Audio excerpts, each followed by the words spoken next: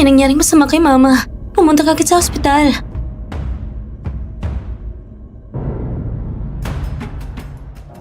Miss Chen, ginawa na po namin ang lahat pero hindi niya talaga kinaya. Ano?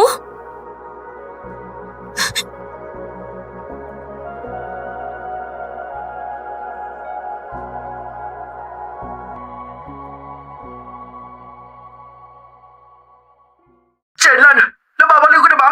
Bakit ka gumastos ng 8 milyon? Patay na si Mama. Umuwi ka kaagad. Anong pakialam ko kung patay ng nanay mo? Gusto mo pang magkita tayo? Bahala ka! Pinakaayaw ko ay yung mga babaeng marunong tulad mo. Nanay mo yun. Sira ulo.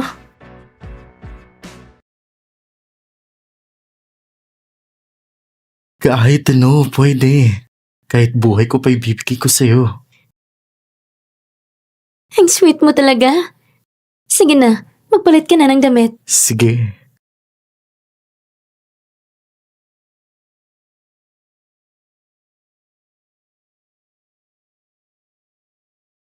Gumastos ng 8 milyon?